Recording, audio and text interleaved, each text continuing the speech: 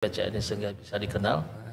Kedua itu bargaining positionnya yang harus kita tingkatkan, Pak. Jadi IPCN itu tidak anti kolaborasi, artinya dengan organisasi-organisasi sejenis ataupun yang kira-kira hampir sama, misalnya boleh sebut ya, misalnya kita akan menjalin kerjasama dengan Asperindo, Aptrindo, dan bila memungkinkan juga dengan Organda, sehingga kalau kita berkolaborasi bersama kan bisa meningkatkan bargaining position kita di negeri ini, di pemerintahan terutama, supaya apa-apa yang kita cita-citakan bersama itu bisa lebih mudah meraihnya. Indonesia ini nggak ada takutnya gitu. Tuhan pun dilawan gitu maksudnya. Sama Tuhan pun dia nggak takut. Jadi kalau ada kondisi dunia seperti sekarang ini, mungkin dia akan takut, Pak. Ya, itu emang benar tuh. Dia kalau belum sakit, belum mau sholat kadang-kadang, Pak. Tapi kalau udah sakit, udah mulai ada sholat. Itu karena itu padahal itu kewajiban lah misalnya kan. Ini bukan menyindir Enggak, yang Bapak ini sebelumnya nengok, kan? Enggak, Bapak ini nengok saya. Jadi insya Allah mudah-mudahan orang kita ini begitu ada yang menakutkan dia, misalnya ada yang pendapat ini beberapa bulan ke depan itu harga rupiah akan anjlok segala macam itu. Ah, ini kreatif keluar nih. Tak akan sampai terjadi itu karena semua fokusnya ke sana. Iya. Kalau dalam keadaan baik-baik itu fokusnya masing-masing, mencari keuntungan masing-masing. Jadi orang luar mudah masuk. Begitu udah masuk orang luar, dia mulai tersakiti. Dia mulai nengok ini apa masalahnya nih? Ini bisa diatasi. Sebelumnya kan sudah mulai dari daerah timur yang udah menginisiasi, terbentuk akhirnya. Alhamdulillah Pak Toto dan kawan berhasil membuat ini. Tantangan baru yang berat buat mereka ini adalah meyakinkan anggota yang sudah ada dulu, yang existing, yang bagus sih program sekarang untuk register ulang. Dan menarik kawan-kawan baru, karena pemain-pemain baru di Medan khususnya dan Sumatera Utara ini makin banyak gitu. Ya tugas-tugas kita, ya kami-kami yang ada di BPD ini untuk meyakinkan bahwa pengurusan baru ini memang luar biasa.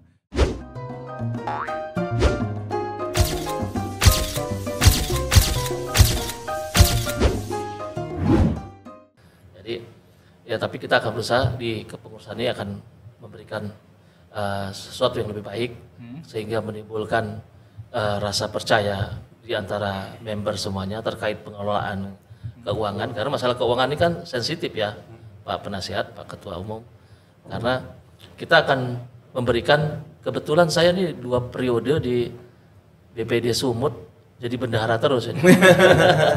Jadi kita akan upayakan seperti yang sudah pernah kita lakukan dan akan kita lakukan inovasi-inovasi lagi. Seperti biasa pelaporan yang mungkin monthly report sehingga teman-teman member semua tahu posisi kas kita berapa, bila ada penggunaan pemakaian itu ada beberapa, dan syukur-syukur kita bisa mencari berbagai sumber dana pemasukan bagi organisasi, tidak hanya melulu dari kas. Contoh konkretnya kita sudah ada pembicaraan dengan Hilal, ya, Himpunan Logistik Halal juga nanti selain anggota IPCN itu akan mendapatkan special rate ketika mendapatkan sertifikasi halal, juga nantinya ada kontribusi dari Hilalnya kepada kas IPCN. Ya. Salah satu upaya-upaya yang akan kita lakukan kira-kira seperti itu. Baik. Menarik sekali nih. Kira-kira mungkin nggak sih saldo kita seperti kemarin yang diumumkan sekian miliar gitu loh? Why not, ya kan? Insya Allah bila dikelola dengan baik, insya Allah akan berhasil kan? Insya Allah ya? Insya Allah akan berhasil. Kita akan melakukan inovasi-inovasi terkait bagaimana menghimpun pundi-pundi tadi, karena memang menjalankan organisasi sebesar ini juga tanpa dana juga mustahil kan? Ya. Sedangkan di rumah aja kalau nggak ada beras sudah susah kita pergi kerja kan? Simpelnya analoginya seperti itu kira-kira. Ada kemungkinan enggak kemudian IPCN membuka peluang investasi atau kemitraan dengan pihak eksternal? Bisa. Seperti kata sahabat saya, why not? Bisa ya? Tapi kita akan melakukan di koridor-koridor sehingga tidak menjadi yang tadinya kita harapkan menjadi inovasi, tidak menjadi masalah di kemudian hari, juga tidak menyalahi dari ADART sebagai payung hukum organisasi. Karena kemarin kan sempat mau buat konsorsium ya, kalau saya nggak salah kan di periode-periode yang sebelumnya. Dan kemudian sebagian member juga ada yang menolak, sebagian ada yang pro gitu kan dengan pandangan tersebut. Ya, itu kan perlu studi komprehensif juga kan. Perlu kajian-kajian lagi ya. Kajian-kajian lagi.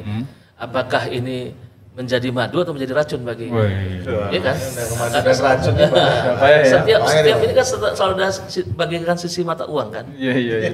Dua sisi mata uang ya. Ya, jadi saya saya dulu kan yang di pengurusan yang dulu saya kan sebagai penasehat. Saya memang dimintain masukan untuk masalah Agak dekat lagi Pak dengan mikrofon ini. masalah konsorsium itu kan. Tujuannya saya lihat tuh bagus ya. Bagus ya. Karena ini seperti yang tadi itu, kalau kita bekerja sama dengan eksternal, kita ini kan bukan pemodal-pemodal besar. Nah disinilah kita ajak kawan-kawan yang untuk ikut bersama dalam menggarap proyek lah, satu proyek lah misalnya kan. Bisa sekarang ini kan Pak Prabowo misalnya ada mendistribusikan pangan atau apa dari lumbung-lumbung itu. PG ya Pak. Mungkin dia bisa bekerja sama dengan kita. Kita tahu lah kalau pemerintah atau apa, dia kan pakai sistem invoice. Kalau kita yang lemah-lemah ini kan invoice itu keberatan kita. Apa kalau jumlahnya ratusan juta aja enggak apa, tapi kalau Udah miliaran dari mana uangnya kita dapat? Misalnya dia butuh 20 truk satu hari misalnya. Nah, truknya ini bisa kita ambil dari rekan-rekan kita di PCN yang lain. Nah, semua nanti bentuk keuntungannya itu akan kita bagi rata gitu. Sesuai dengan amal ibadahnya gitu. Kalau dia share 2 truk, sekian dia dapat. Kalau 1 truk, sekian dia dapat. Itu tujuannya sebenarnya saya setuju juga dengan gagasan itu ya. Dan itu bukan hanya tidak tertutup kemungkinan juga untuk bisa kita go dengan keluar internasional lah. Dengan image yang sudah kita bangun tadi. EPC. Kalau bicara masalah EPCN, isinya orang-orang yang beriman dan tawakal serta orang-orang yang menunjuk nilai-nilai, apakah nilai adat istiadat, nilai agama dan segala macam dalam hidupnya gitu. Jadi bukan orang sembarangan yang masuk di PCN itu. Sehingga customer itu meyakinkan kerjasama dengan kita. Kalau ada misalnya dari Malaysia dengan kita untuk mendistribut barang-barangnya di Indonesia, kenapa tidak? Kita punya jaringan seluruh pelosok negara ini. Iya. Jadi kita sebetulnya kehebatan kita itu kan masih tertutup. Belum tahu mereka siapa kita. Belum tahu siapa kita. Bukalah tabirnya berarti. Iya. Kalau udah tahu nanti insya Allah mudah-mudahan ya. Nah ini ya perlulah nanti kita pelan-pelan lah. Jadi istilahnya kita mulai dari etape 1, etape 2, tapi tetap tujuan kita itu khususnya untuk jasa kargo ya dan pengiriman barang, tracking dan segala macam itu. Itu PCN harus the best one di Indonesia. Itu target kita karena kita punya kekuatan itu. Ya buktinya kita dengan orang lain kita yang servis kok. Iya, betul. Pakai nama dia. Betul. Iya. Kenapa kita tidak munculkan aja PCN? Yuk perlu truk berapa? 500. Kita provide 500. Ambil dari Sulawesi sekian, ambil dari Manado sekian, ambil ya nih. Bukan tak bisa. Semakin tergambar ya sumber-sumber pundi-pundi dana kita ya. Dia lagi ngitung. Sampai daerah biasa gitu langsung kotanya ngitung ya. Berapa ini? Kalau perlu nggak ada lagi iuran untuk anggota. Udah gitu deh target. Baik. Nah ini sekarang kan kalau kita lihat anggota juga kan lagi registrasi ulang. Nah apa komentar yang lihat animo teman-teman yang registrasi ulang itu? Ya, alhamdulillah sesuai dengan yang kita sering bahas itu kan. Artinya registrasi ini merupakan filter untuk mendapatkan anggota yang agak lebih dekat lagi ke mikrofon. Anggota yang lebih berkualitas kan itu. Bukan dari segi kuantitasnya tapi berkualitasnya. Walaupun kuantitasnya juga kita harapkan ya. Kuantitas diharapkan, tapi kan harus step by step ya semuanya dulu. Gak apa-apa sedikit dulu tapi yang berkualitas sehingga bisa membangun dasar untuk menjadi yang lebih banyak anggotanya dan juga lebih berkelas nantinya. Iya. Nah mungkin pelaku kargo ya, pelaku jasa pengiriman banyak sebenarnya di Medan ini mungkin ada berapa anggota kira-kira? Maksudnya yang di luar dari PCN? Kalau secara detail aktualnya nggak tahu persis saya Pak. Kira-kira? 200 sampai 300. 200-300 ya? Ada ya? Ada. Nggak sampai ke Aceh itu kan?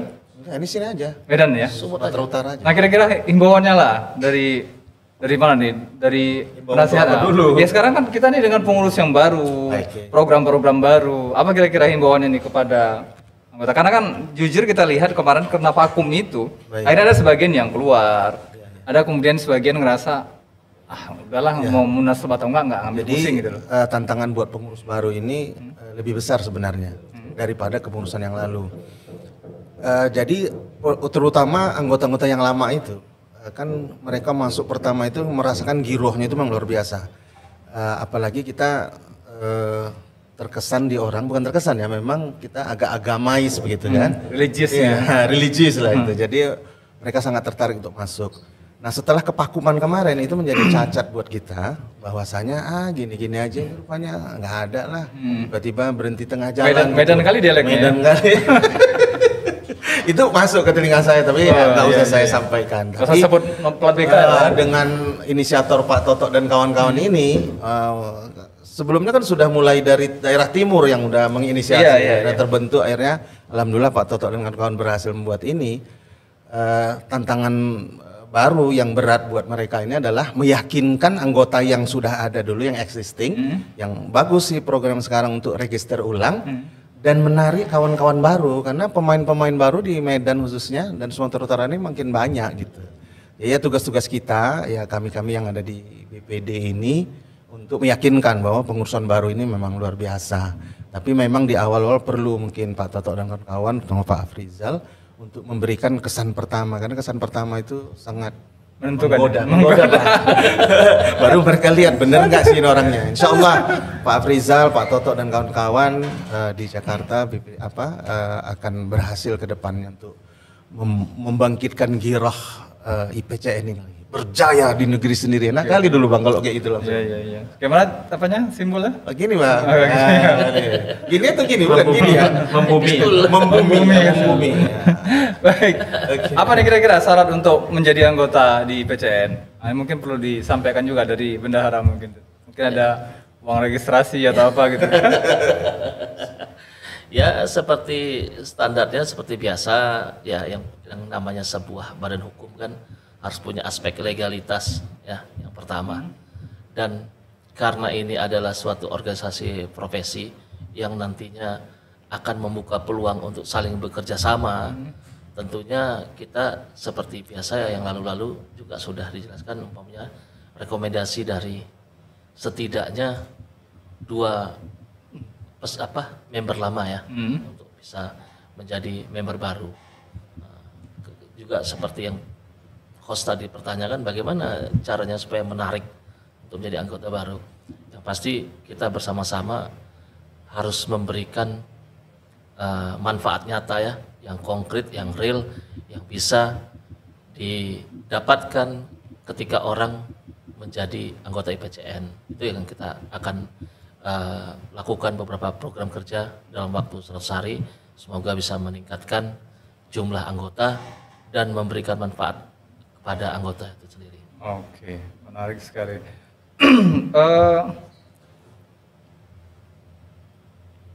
Nah, terkait dengan kolaborasi dan dampak sosial, dulu di PCN waktu gempa Palu ya. Oh iya, seluruh Indonesia. Lombok. Palu atau Lombok? Lombok ya. Lombok yang berat. Lombok ya. Nah, Lombok itu kan pos di mana-mana. Iya, ngikutin buka pos, bantuan dan segala macam. Nah, kira-kira masih konsen berkecimpung di hal-hal yang seperti itu atau gimana ke depan? Dari ketua mungkin. Sosial berarti. Iya. Kita itu salah satu bagian daripada program kita memang berupaya untuk berkontribusi dalam masalah bencana seperti itu kan. Kontribusinya dan nanti kita akan bekerja sama dengan seluruh anggota. Kejadiannya misalnya terdekat di mana, apa yang bisa kita sumbangkan. Kita kadang-kadang kan tidak berbentuk bisa saja berbentuk jasa. Iya. Misalnya kita gratis membawakan barang-barang yang dibutuhkan oleh di tempat kejadian, misalnya yang dasarnya dari misalnya comment centernya di Medan misalnya, mau diantarkan misalnya ke Jakarta misalnya. Ya kita bisa nanti siapa-siapa itu kita data dan berapa yang punya kesanggupannya untuk berkontribusi di situ. Atau misalnya memberikan special price lah misalnya, setidaknya kan, supaya bisa meringankan lah dari beban negara dan segala macam itu. Jadi itu tetap kita lakukan. Tetap menjadi program kerja ya. Tetap jadi program kerja kita gitu di dalam. Dan kemudian dulu di daerah-daerah itu juga itu kan ada bagian-bagiannya ya, bagian sosial dan keagamaan ada salah yang juga sosial keagamaan yang juga ikut di dalam apa namanya memberikan pencerahan lah ke tiap-tiap kawan-kawan kita lah. Misalnya ini perlu dikasih dibawa ustadz, dibawa ke sana penceramah gitu supaya keberkahan daripada perusahaan itu ada gitu. Jadi tahu halal haram, tahu sedikit membedakan mana yang boleh yang tidak boleh. Baik. Nah kalau untuk dunia pendidikan sendiri, ini kan kalau kita lihat di sebelah kan sudah buat prodi ya kan, sudah ngajar. Ada nggak kemungkinan di PCN melakukan hal yang sejenis? Kerjasama dengan dunia pendidikan. Ya kita mungkin kerjasama dengan dunia pendidikan itu kita kan tetap menerima magang-magang itu, magang kawan-kawan magang untuk pelajari manajemen sistem dari jasa pengiriman ya. Iya, itu kan ada di tempat kita itu kan ada bagaimana kita mengatur namanya LTSMS itu, Land Transportation Safety Management. Sehingga ini kan belum banyak nih diketahui ilmu bagaimana memanage transaksi darat ini, mulai dari loadnya sampai daripada bagaana memelihara kelaikan mobil itu sehingga tidak kecelakaan di jalan. Ini nanti akan kita coba memberikan ini. Kebetulan saya dulu waktu saya masih bekerja, saya salah satu instrukturnya.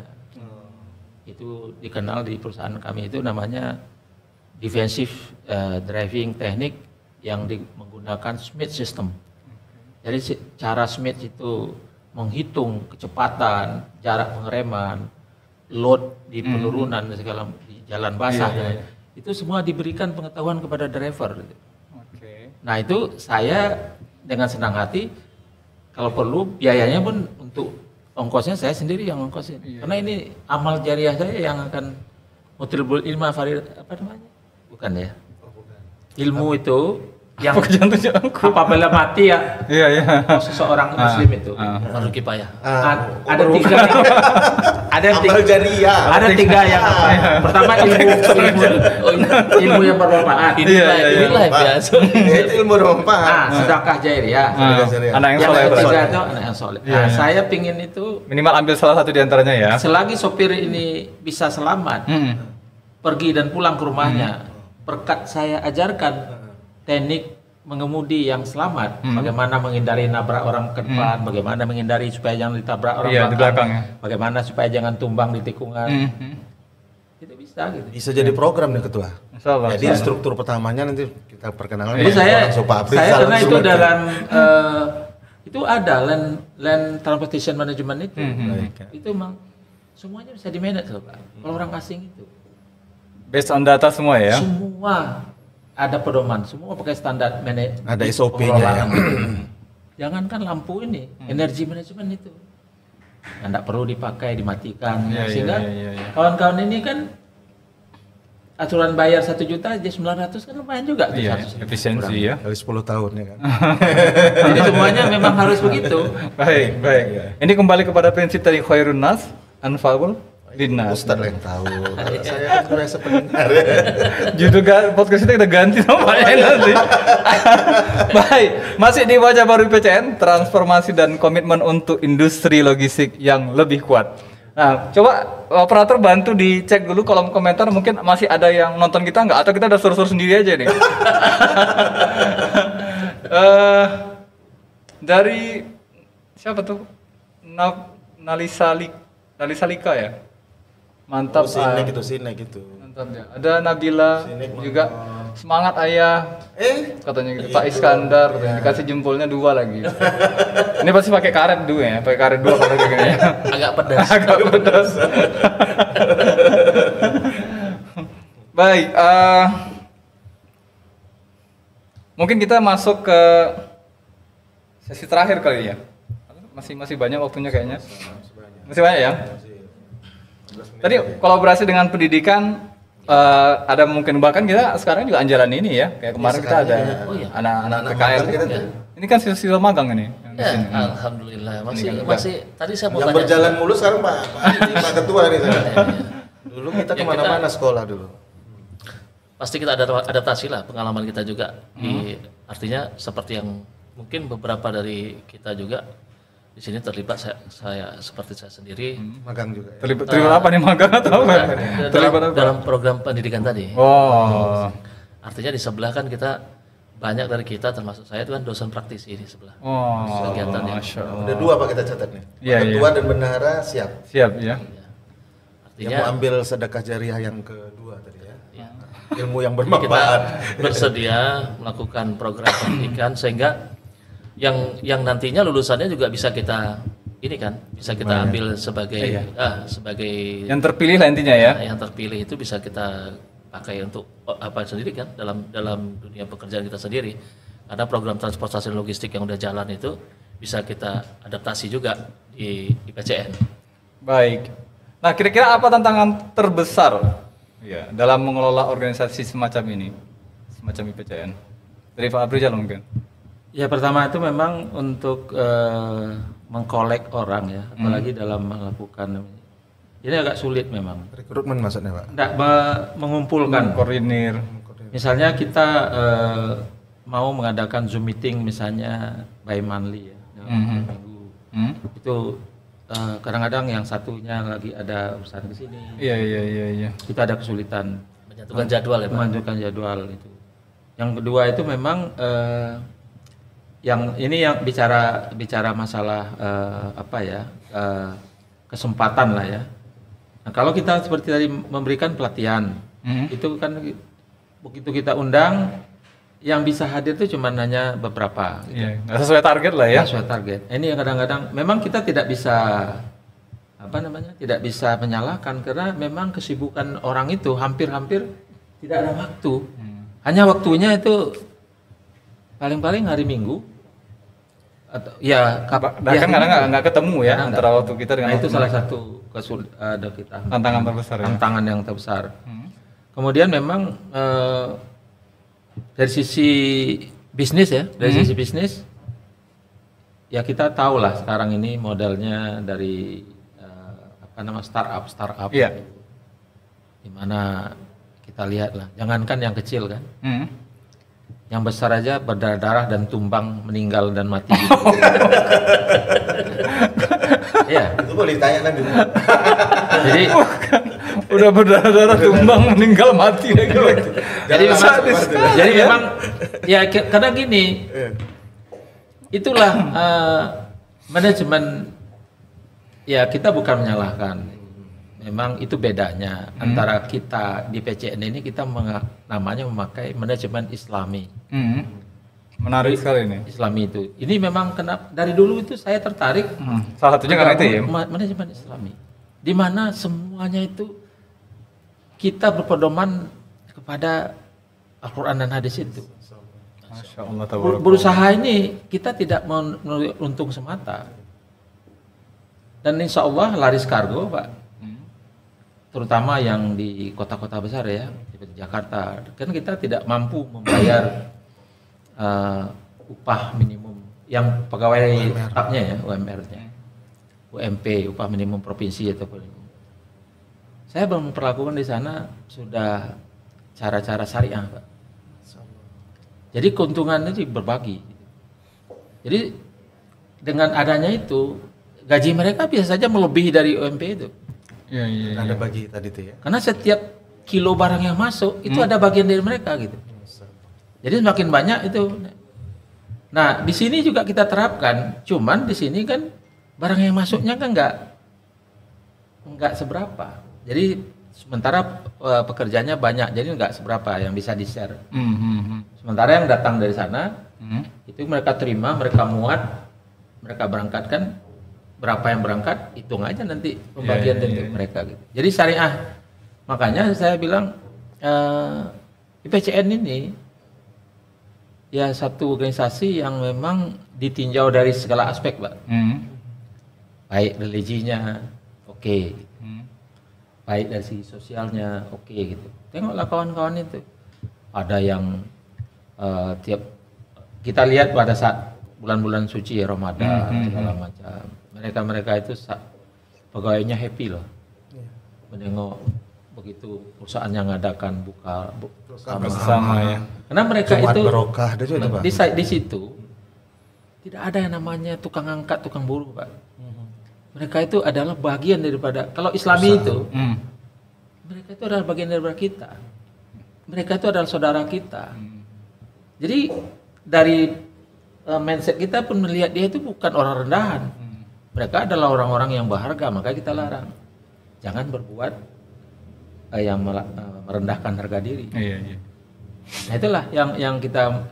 Jadi saya lihat ini sesuai betul dengan perjalanan hidup saya dengan cara seperti ini. Filosofi Islamnya. Karena perkenalan saya dengan Pak Afrizal ini ya memang dia tertarik dengan IPCN dan soalnya alhamdulillah waktu itu ketuanya masih saya. Saya top personal. Jadi tertariknya Pak Afrizal ini karena sangat Islami. Boleh komentar sedikit Bang? Silakan. Agak menggelitik. Iya, silakan. Jadi gini Pak Toto, Pak Afrizal, dengan terpilihnya ketua baru dan kepengurusan baru ini, saya ngelihat jadi ingat surat Al-Insyirah. Ini Pak. Kita ganti judulnya. Di balik kesusahan ada kemudahan gitu ya.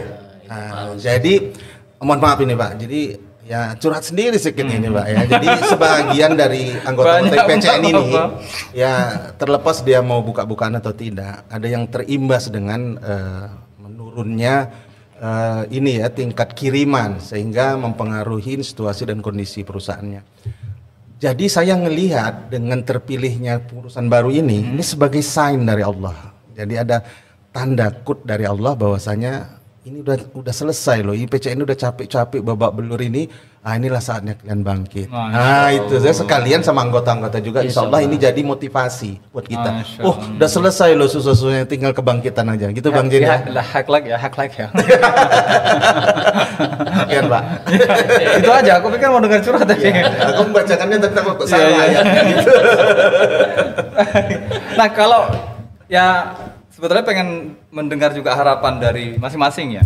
Terkait dan ini nggak ada di pertanyaan. Bagusnya turun terus. Kondisi ekonomi sekarang ini kan juga dalam kondisi yang ketidakpastian lah. Di berita kita mendapat informasi tingginya PHK, kemudian sibuk dengan impeachment dan lain sebagainya. Dan ini juga diakui atau enggak bahwa ini mengganggu stabilitas dan politik serta ekonomi nasional dan internasional gitu. Nah, tadi kan sudah ada pengakuan ya kan satu orang umum tua. Ya, maksud kita kira-kira apa harapan dari ketua umum dan Pak Toto juga sama penasehat di sini? Ini mungkin bisa ngambil view masing-masing ya di kamera. Harapannya ke depan atau harapannya sesegera mungkin langkah-langkah apa yang harus dilakukan? Itu karena kan di bawah pelaku-pelaku usaha ini banyak orang yang berharap bergantung di situ. Ya walaupun kemarin sempat saya dengar bahwa masuk kategori usaha padat karya ya. Ya apa kira-kira nih harapannya dan himbauannya ya juga kepada pemangku kekuasaan baik di Sumatera Utara maupun katakan nasional. Karena masih satu setali dua uang juga kayaknya. Silakan. Ya, harapan dan doa kita sebetulnya yang pertama itu ke sini Pak kameranya Pak. Untuk kondisi politik dan sekarang ini ya, mudah-mudahan itu segera membaik. Ya kita berharap negara kita ini negara yang sangat kuat ya. Karena kita sudah berapa kali itu diterpa oleh macam-macam kejadian dan kita survive, kita bisa hidup dengan di situ. Nah kita ini memang akan orang kita akan lebih keluar kreativitasnya pada saat sulit, Di bawah tekanan gitu ya. di bawah tekanan. Dan itu dulu saya masih ingat itu kata-kata Bapak pengamat TNI kalau salah, Salim Said itu. Salim Said. Salim Said ya, Ya, ini betul. militer. Pengamat militer. Indonesia ini nggak ada takutnya gitu. Tuhan pun dilawan gitu maksudnya. Sama Tuhan pun dia nggak takut. Jadi kalau ada kondisi dunia seperti sekarang ini, mungkin dia akan takut, Pak. Nah, itu emang benar tuh. Dia kalau belum sakit, belum mau sholat kadang-kadang, Pak. Iya, Tapi kalau udah sakit, udah mulai ada sholat.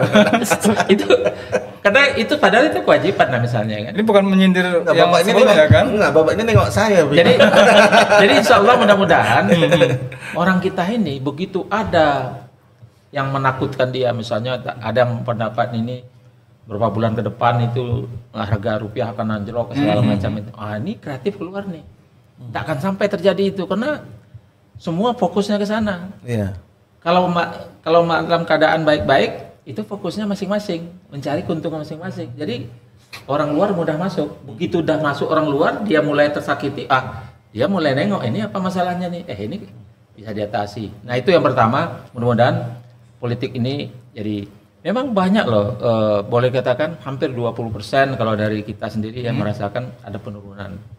Terutama di e-commerce segala macam. Karena memang daya beli masyarakat itu memang berkurang. Kalaupun ada masih punya daya beli, mereka sudah mulai berhemat lah, Saving money ya. saving money untuk bagaimana caranya ada tabungan kalau memang terjadi krisis seperti itu. Ya karena memang informasi yang saya dapat dari pengamat ekonomi kemarin menyatakan semut ini ya, khususnya semut itu sudah deflasi. Artinya walaupun harga barang sudah turun, tetap nggak ada yang mau beli itu. Sampai pada posisi itu. Lanjut, Pak, silakan. Jadi makanya itu kegiatan kargo semacam itu berkurang. Tapi yang dari UMKM itu enggak ada penurunan, Pak. Karena Stabil mereka ya, Pak. Ya orang walaupun sulitnya masih makan wortel kan, makan jeruk, makan apa gitu. Sulitnya gitu dari Medan ke sana. Tapi kan kalau beli baju yang tadinya grosiran dikirim dari Bandung dari apa kemari, permintaan di sini udah berkurang gitu. Otomatis di sana juga kurang gitu. Nah, itu yang mudah-mudahan itu membaik. Yang kedua itu memang seperti yang saya katakan tadi. Kita minta para pemegang kekuasaan cobalah dibalikkan pikirannya sekarang itu. Kemari Pak komennya. Dibalikkan pikirannya itu gini. Dibalikkan pikiran itu gini. Misalnya saya di bidang transportasi nih. Misalnya saya pegang kekuasaan. Bagaimana caranya saya bisa lebih memudahkan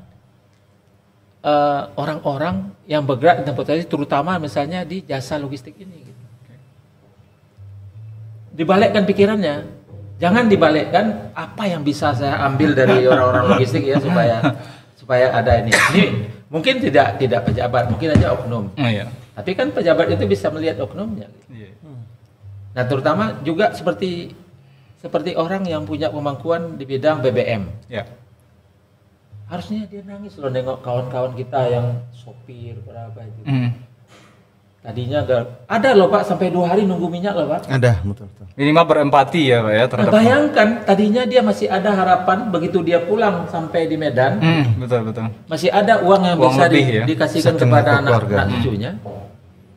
Ini bisa tidak ada lagi karena terpakai makan di pom bensin itu. Coba bayangkan itu. Jadi yang para pemimpin ini harus yang punya hati, Pak. Kalau punya ilmu saja, tidak punya hati, nggak perlu jadi pemimpin. Kalau hanya melihat orang sakit dia ketawa segala macam, harusnya kita sedih, Pak. Itulah kita diberi akal, diberi ilmu itu. Menengok orang lain walaupun apa? Berempati tadi ya. Berempati. Jadi jangan nengok, oh ini kenapa nih? Apa nih? Kok ramai nih? Truk sampai ngalang jalan. Polisi cuma nanya, wah pindahkan jalan lepas sana gitu. Bukan itu solusinya. Dia harus cari kenapa ya kawan-kawan ini. Oh masalah minyak. Kenapa kok bisa? Itu istilahnya paling tidak tuh ada 5 why. Kenapa itu terjawab. Tidak mungkin Pak itu bisa terjadi. Tapi kan kita kadang-kadang kan seperti rahasia umum lah Pak. Katanya ini mohon maaf nih katanya, saya juga harus pastikan kepada pemegang apa itu. Minyak yang bersubsidi itu tidak tepat sasaran lah katanya. Ini masih analisa politik. Karena saya kan kalau kita bilang saya nggak bisa mengatakan itu benar karena saya bukan otoritas yang bisa membuat satu kesimpulan ini diselewengkan oleh mereka-mereka yang punya kekuasaan itu dipindahkan kepada yang tidak istilahnya yang tidak keperuntukannya. Iya. Katanya gitu.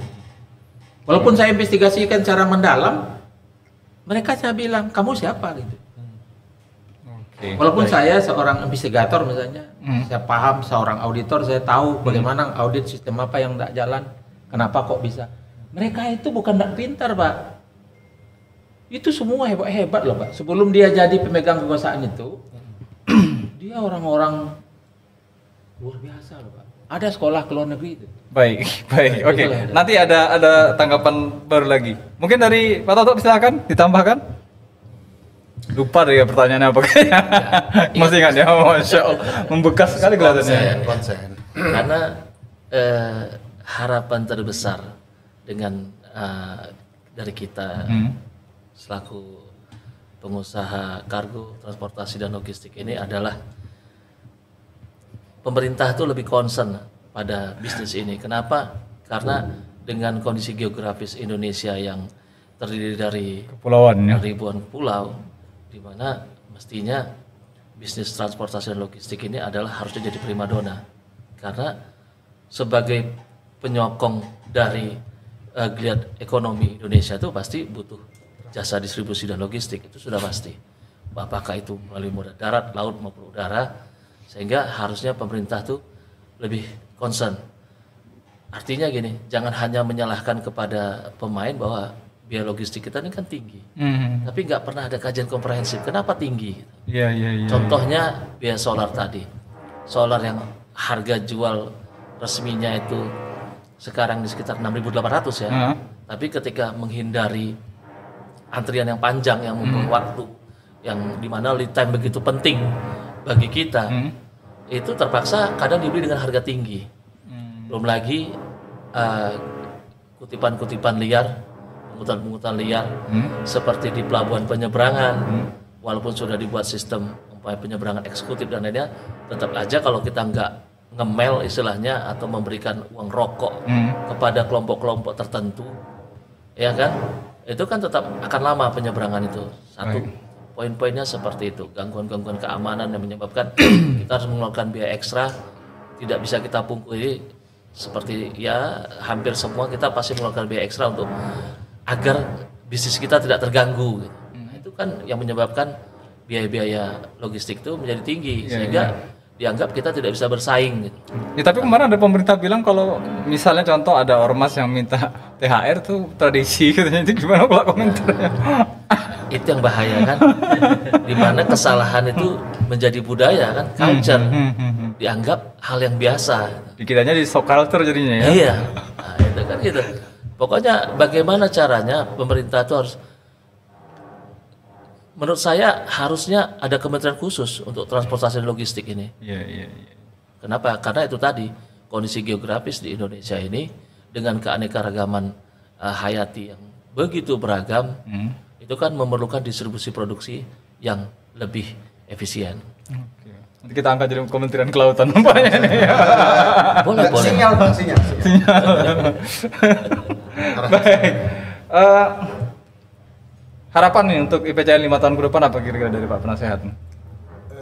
Tadi Pak Ketua udah nyampaikan dari sisi pemerintah, udah cocok kali rasa waktu, ya kan? Politik stabil. Iya. Terus kalau IPCN sendiri, kami berharap kalau yang terbentuk sekarang ini akan meneruskan kepengurusan selanjutnya. Program kerja harus jelas, kemudian ikutin yang memang sudah diprogramkan, kemudian lebih seringlah lobby-lobby ke anggota. Terus dulu kan kita sering kumpul-kumpul Bang ya. Karena silaturahim itu membawa rezeki kata Pak Zain ini ya kan. Masya Allah. Jadi kita udah lama kali kadang rindu juga nggak kumpul-kumpul kayak dulu ya. Eventnya mungkin kayak ada sisi pendidikan dulu ya kan, macam-macam lah. Jadi kami mengharapkan dan kami anggota di daerah dan daerah lain insya Allah mungkin kami ingin tahu program kerja ke depan lah. Kira-kira apa dan kita wait and see. Mudah-mudahan kami doakan kepengurusan yang baru ini, hasil munaslup ini akan membawa IPCN lebih maju dan sukses ke depan insyaallah. Berjaya di negeri sendiri. Ya, saya mungkin luar biasa. mau tambahkan sedikit harapan daripada penasihat tadi itu.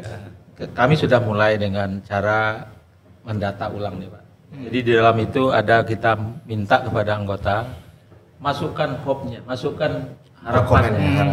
Apa yang diharapkan untuk dirubah oleh baru, apa yang diharapkannya dijalankan programnya, kita sudah mintakan. Mudah-mudahan nanti setelah ini di close rampung ya apa ini kan kita coba lihat, kemudian kita jadikan untuk bagaimana solusi apa mereka itu, kemudian kita share lagi ke bawah, mana tahu masih ada input yang perlu ditambahkan. Baik.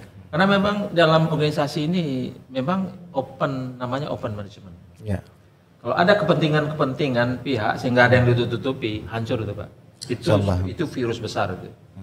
Makanya kita terbuka saja. Dan ketua itu sebetulnya tidak ada artinya. Semua kita ini ketua. Ya. Karena dalam visi kita itu sudah jelas, langkah arahnya jelas. Kalau ketua kececer di belakang ya biarin aja, ngapain itu gitu istilahnya. Kan kita udah jelas arah jalannya Pak. Iya Pak.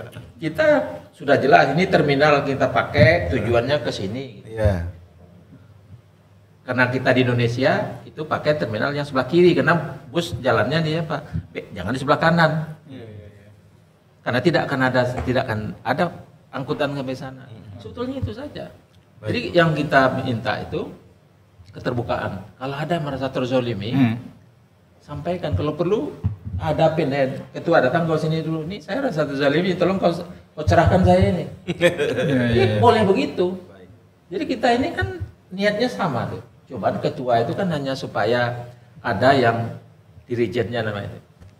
Artinya harus ada dewan etik Pak ya. Jadi makanya kita ada merasa dia di bypass misalnya atau apa. Jangan didiamkan. Expose keluar. Kita ini kadang-kadang kelemahan kita Pak. Kita membuat satu kesimpulan padahal kita bukan seorang analis. Orang analis itu buat kesimpulan tuh banyak data-data dia banyak baru bisa dia kesimpulan. Padahal dia bukan analis. Kemudian dia selalu mempatron orang dengan dirinya. Kalau dilihatnya gini-gini, ini pasti kode-kode ini. Padahal orang tuh saraf matanya kena. Saraf matanya kena. Jadi kita nggak boleh mempatron orang dengan diri kita. Beda. Asumsi ya Pak. Jadi tidak boleh Pak. Itu makanya kita tak boleh dalam agama kita itu namanya suzon, apa namanya? Suzon Pak ya. Kalau dalam orang asing, ketua nih kalau kayak gini. Kalau orang asing itu mengatakan Pak, be a positive thinking. Jadi kita harus positif saja. Oh, mungkin matanya lagi kelilipan. Berbaik sangka lah ya mungkin Pak lagi konsentrasi nggak lihat Pak Is. Dan Pak Is merasa kayaknya sekarang sudah tak jadi ketua. Pak pun tak mau negur aku. Padahal saya memang tak lihat Pak. Masyaallah. Baik. Oke, mungkin satu kalimat untuk generasi muda yang ingin terjun ke dunia logistik nih. Kira-kira kalimatnya berkaitan dengan tantangan dan peluangnya. Satu kalimat saja mungkin. Dari Pak Iskandar silakan. Peluang ini bagus, ambil dan semangat terus. Oke. Silakan dari Pak Toto mungkin. Yang menjauh mikrofon ya. Boleh diambil kamera tengah mungkin kita kepengen lihat tampilan kamera tengahnya seperti apa. Nah. Oke, silakan. Ya, kalau mau penghasilan tak terbatas, bisnis ini bisa dijadikan pilihan. Terakhir silakan dari. Ya, bagi saya jangan ragu untuk memulai sesuatu. Yang paling penting itu tentukan arah. Karena kalau tanpa arah kita akan berputar-putar dan tidak akan sampai ke tujuan. Masya Allah. Oke. Tentukan tujuan dan arah. Siap. Salam dulu di PCN. Salam saya. Gini Pak Ketua, abang kan ini. Iya, Abang kan iya. bukan di PCN. Paku kita ada 2 soalnya situ. Kalau 2 ini berarti memang ini munas kedua. Mana sudah ya? Bukan Munas. Baik, terima kasih sudah hadir di Meja Naira Studio Podcasting dan kita memang sudah di penghujung acara, sudah 1 jam 10 menit ya kita ngobrol-ngobrol. Mudah-mudahan sekali lagi ini sebagai momen untuk memperkenalkan apa itu IPCN kepada sahabat podcaster, khususnya juga menegaskan kembali komitmen-komitmen IPCN dan pengurus yang baru kepada seluruh member IPCN di seluruh Indonesia ya pastinya, dengan logo semutnya dan itu gula ya katanya kemarin ya. Ya. Bener gulanya. Semutnya hitung dulu Bang, masih 7